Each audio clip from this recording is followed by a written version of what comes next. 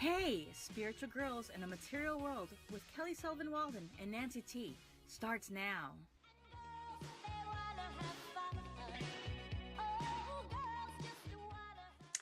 Hello, everybody. I'm Nancy T, and here with me is Kelly S.W.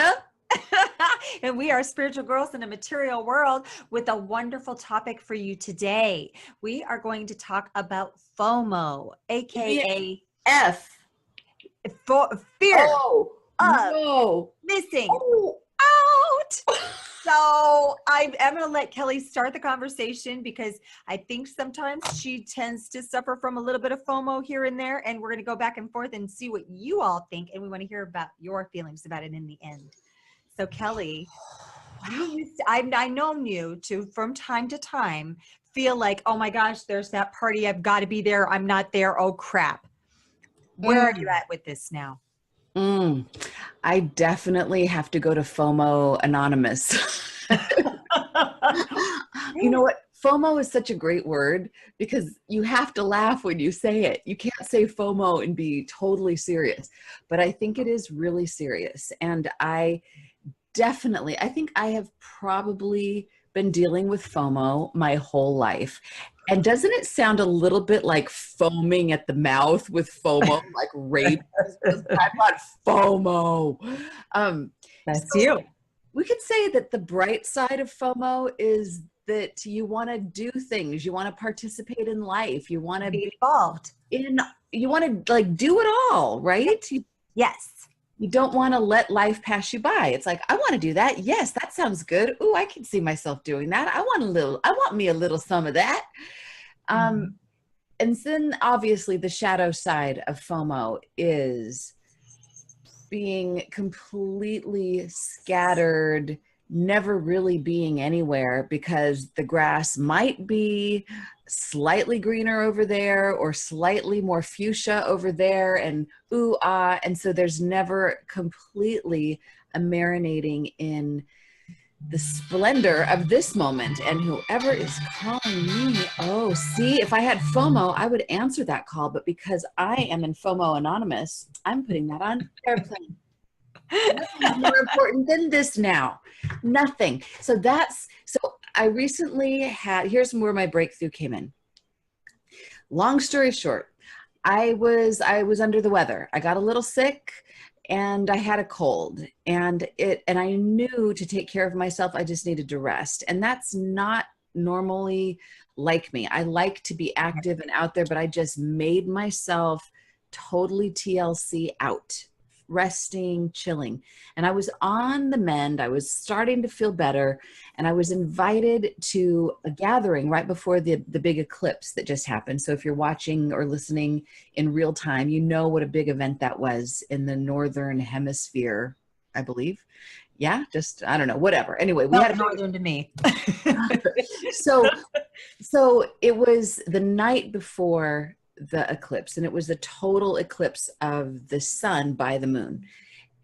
There was a really important gathering in Topanga where I live. There's all these really amazing women that live out here that do different kinds of modalities that relate to shamanism, meditation, even some Wicca, some Toltec, some just cool women that I've always wanted to meet, and for whatever reason I hadn't. I was invited to this gathering and it felt important. It felt like, God, I really want to be there.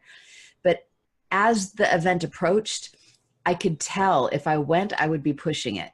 And I know me, once I get there, I will stay for the whole thing and I'll talk to everybody. And I know you, and that's true. I'll be the last one to leave. I'll be there all night. And then I'm going to feel, even though my heart would feel full, having met these people and having ceremonialized with them, it would be great. But I knew my body didn't want to go. So I had this moment of, should I stay or should I go? And of course, my FOMO self was like, I really want to go. But I sat and because I had been indulging in relaxing, I'd been feeling a phenomenal level of contentment.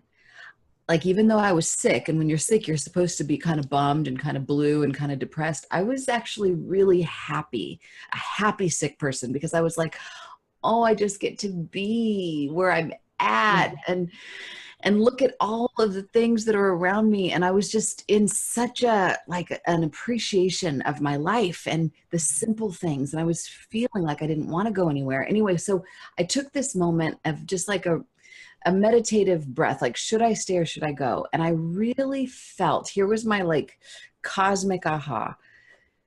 I felt like if I dropped in deep enough, all of the magic that I would want to get from this gathering is already here. Yes. It's right where I'm at. Mm-hmm. And if I woke up enough, I wouldn't have to go anywhere and I could access it. In fact, I could access all kinds of things if I wanted to. But I felt like I'm just going to plug in. I'm going to siphon off some. I'm going to plug in my radar to that gathering and feel the magic. And I did. And I felt like, oh, I heard myself say, this is the end of FOMO. Woo! That's huge. Yeah. Huge. Because I've been with you when you wanted to go somewhere because you felt like but there's this party and it was killing you not to be there. Like, like a dog when their person is coming home and they're so excited and they just can't wait for you to get through the door. You're that. And I've watched you do it and thought, wow, she really got the FOMO. But so you've never had it? Gosh, Kel. You have FOMO about LA. Yeah, for me, is it that or is it just a deep longing? Is that the same thing if it's just a constant longing, never stopping? It's not, and it's never that I think I'm missing out on something. It's more like that's where I want to be. But just today, actually, after I was at a lovely funeral service for the most wonderful man, there were a bunch of guys there that I haven't seen in decades. And I love these guys. And I used to always go see them do their improv and I loved them. And they were going to a local place here called Winking Lizard. It's a little place where you could have a drink and appetizers. And they asked me to go. And I said, questionable name. Okay. I said, I'm going. And then I went, oh my gosh, I can't go. I've got this, spiritual girls. I got to talk to Kelly. I'm supposed to be there. And as much as I really, really, really wanted to be there, as soon as I realized, I have this thing that's happening in my world, I was like, okay, and I'm out. And so this is what I'm doing because that's what I'm meant to be doing. Okay, I guess I still have FOMO because I'm wanting you to. Wanting you to have gone. I'm like, I would have rescheduled with you. I want you to have that experience. Oh. But you know what? It's so weird, I guess, and this is going to sound like I'm really full of myself and I don't mean to, but I feel like the party is wherever I am. Do you know what I mean? Just like, it's of course everything's fine. It's right here. It's where I am. It's what I'm doing. Obviously, this is the perfect place to be because that's where I am. I mean, that's what Katie would say, but Byron Katie, that is. Loving what is Byron Katie. Yeah. Oh my gosh. Yeah. And accepting what is, but it's just something about, as much as I know that would have been fun and I would have loved to have seen them, I did get to see them and I got to hug every one of them and smile with them and giggle a little bit. But now I'm with you and I love you and I made a commitment to you. So I honored that commitment and I feel good about that. And that the beauty of that goodness is as beautiful as I would have felt if I was hanging out laughing. Do you know what I mean? But it always ends up that way. There are times where I'm invited to things like that would be so cool. And then I go, but I'm really liking this time to myself. I won't go. And then I just have fun alone. But so I really think the party is wherever I am. Wow. That's a good hashtag that. Oh my gosh. The party is right here, peoples. And the other hashtag is I'll have what I'm having. Oh. I will. Yeah. Keep that one out, baby. Yes. So I never quite understood the FOMO thing you were having, but I could feel the energy and I thought, ooh, should I have that more? Should I want to be in these other places? You know what? I wonder, there's, so I don't know that we've ever really done human design, but that should be another topic for another podcast. We should talk about our human design. So let's do that. because I know when I had my human design reading done, and I loved it so much that I became a human design analyst. I had FOMO for that, so I went and got it done. But it's been good. It's been like 20 years since I've done it, and it's so valuable. And I know that one of the things in my human design kind of explains my FOMO. There's a certain kind of a thing. Well, and so I wonder if you Joey on this show. Yes. Oh, we Joey should. has to come on our show, and Yeah. she can talk about our human design, because there's probably something in mine that doesn't give me. It doesn't have that same thing. Exactly. So we'll do that. We'll bookmark that. But more philosophically, like I think there's the physiological part, like human design kind of describes the map of our energetic makeup and how we respond to life and what the optimum way is for us to be in this world. But that's kind of physiological, and it's kind of like it's not the highest level of us necessarily. It's kind of our default way. But I think the higher level, I speaking of Joey introduced this book to me years ago called, see if I can remember it. You can. 2120 AD. I don't know if I have those dates right. 2120 AD. It's in the future. AD is part of it, and it's definitely 20 something. I'll find that out. Anyway, in this book, I think I told you about this, right? About the colored tunics that these people wore. I don't think so. Oh, you're gonna love this. Okay.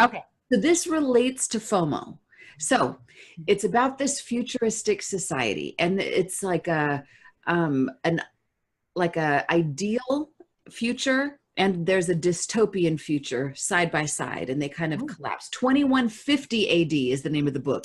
Bam! Bam! Okay. So in the utopian version of the way humanity goes, people wear these tunics, these like blouses, and they're color coded based on your level of consciousness. Ooh. Yeah. So I can't remember what they all are. I'm sure they relate to the chakras or something, but the base level people, the most like unenlightened in the utopian, they are monogamous, and they're wearing some kind of a darker color, like a dark shade of blue or something. And they're with the twirly on their head. Maybe. I don't know about the twirlies, but they're monogamous. And then as you go up the scale, they have multiple partners. But when you get to the highest level, they're monogamous again. Because they realize that whoever you're with contains the entire universe of humanity, as do you. So you don't need to go anywhere because everyone is already right in front of you. Oh, I love that. Yes. So you're right. I do love it. And I thought it was going to be about the clothing colors. No, not at all. Sisterhood of the Red Thread. Bam. So, bam. So from that perspective, I always thought that was such a clever, interesting thing, because I know when I've had expansive moments, I really have gotten, wow, everything is here. There is nothing outside of ourselves. So that relates to the end of FOMO. That does relate to the end of FOMO. And that sounds like an awesome book. Now that I got to read it. I got to read it. That just sounds so cool. I like that there's the lower level, and then you've got the hey, woo, and then the next level is actually monogamy again. Yeah. But you have it all. But the two different reasons are doing it for they're totally different reasons. One is like fear-based almost. Yes, like fear-based and very security-oriented. Like I want my person, I rely on them. I want stability, security, like a lower chakra reason. And then a higher up is like, I want my freedom. I want everything. I want to have it all, which is great. But then you get to the highest level and you realize you got it all. There's a relationship between that. That's something I think we can meditate on. That is definitely something we can meditate on. And we have a lot more things we have to talk about. We do. But should we zip this one?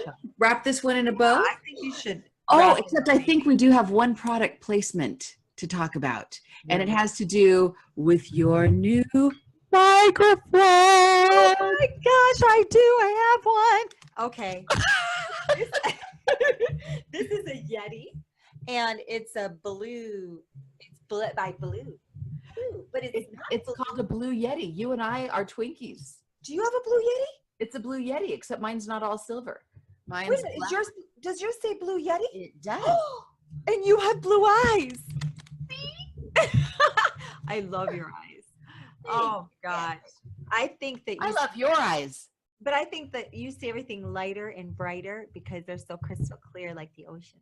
Oh, That's what I've always thought. It's not true, but it's a very sweet thought. So on that note, I think we do have those couple tweetables. Send people off to do those. I'll have what I'm having, and the end of FOMO is here because the party is where I is. Where I is. We'll figure those tweets. We'll figure them all out. So thank you so much, everyone, for watching and or listening to today's installment of Spiritual Girls in a Material World. We will be with you next time. And until then, I don't know. We still don't know what our little sign off is, but go be material and spiritual because you can have it all because it's all right where you are. Amen. Bam.